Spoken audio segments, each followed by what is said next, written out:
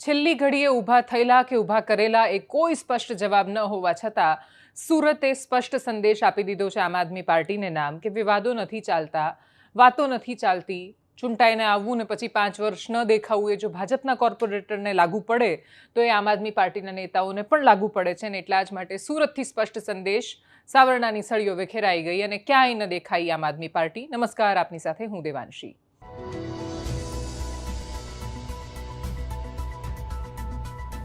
मनोज सोरठिया आम आदमी पार्टीना संगठन महामंत्री है। कोईपण पक्षमां आ पद सौथी महत्वनुं होय छे अने वर्षोथी ज्यारथी आम आदमी पार्टी छे एटले गोपाल इटालियाने लावनार पण मनोज सोरठिया अने वर्षोथी चूंटणी लड़ावવાનો अनुभव छे एवुं कहेवाय। विधानसभानी चूंटणी हार्या एना पछी कोर्पोरेशननी चूंटणीमां मैदानमां उतार्या। अपेक्षा हती एમને કે સુરત જીતી જઈશું અને મેયર બનશે मनोज सोरठिया, એવું કશું જ ન થયું। એક કાર્યકર્તા કે જે વર્ષોથી ત્યાં મહેનત કરતા આવ્યા હતા એ બાજુ પર જાય અને પછી અચાનક જ કોઈ પેરાશૂટથી ઉતરે, કેમ કે એ દિગ્ગજ ને મોટા નેતા છે, એ રીતે मनोज સોરઠિયા ઉતર્યા મેદાનમાં અને જે વરાછા પર આમ આદમી પાર્ટીને સૌથી વધારે ભરોસો હતો એ જ વરાછાએ આમ આદમી પાર્ટીને સૌથી પહેલા ટાટા કહી દીધું।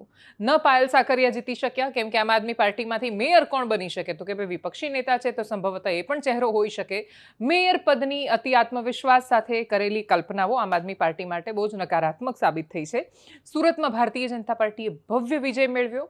કોંગ્રેસ જે સાવ નામશેષ થઈ ગઈ હતી ને ખતમ થઈ ગઈ હતી, ગઈ ટર્મમાં સાવ ઝીરો હતી, એ ફરી એકવાર જાગતી અને જીવતી થતી દેખાઈને એનું અસ્તિત્વ દેખાયું અને એટલે જ બહુ સ્પષ્ટતા સાથે દેખાયું કે જ્યાં જ્યાં કોંગ્રેસ જાગતી અને જીવતી થાય છે ત્યાં આમ આદમી પાર્ટી નથી જીતી શકે એમ।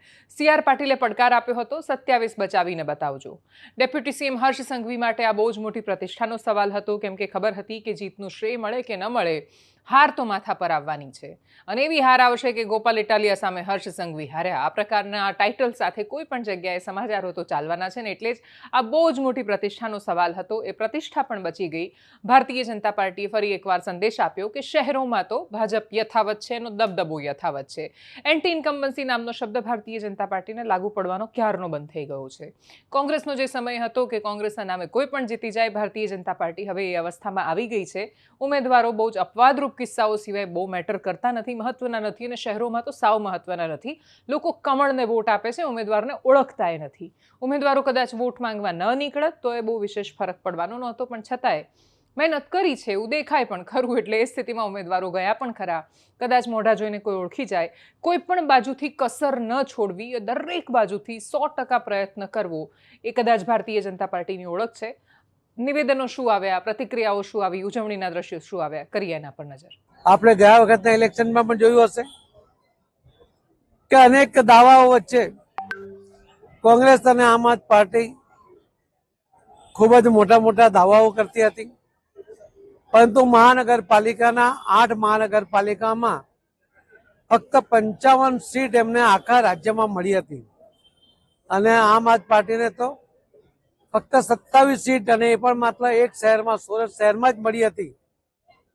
હું આમ આદમી પાર્ટીના જે નેતાઓ છે, મારી એમને ચેલેન્જ છે કે જો એમનામાં તાકાત હોય તો ફરીથી સુરત શહેરમાં આ 27 સીટ જાળવીને બતાવે તો પણ એમ કહી શકાય કે એમણે 5 વર્ષ કરેલા કામોને કારણે એ 27 સીટ ફરીથી જીતી શક્યા છે। એવી કોઈ શક્યતા નથી, કેમ કે જેમણે એમને મત આપ્યા હતા આજે ભરપેટ પસ્તાય છે। એમને લાગે છે કે એમણે બહુ મોટી ભૂલ કરી હતી કે એમને મત આપ્યા હતા અને આમ આદમી પાર્ટીના જે કાર્યકર્તાઓની કામ કરવાની પદ્ધતિ એ પણ આજે સુરત શહેરના જે લોકોએ જે વોર્ડમાં જીત્યા હતા ત્યાંના લોકો પછતાય છે।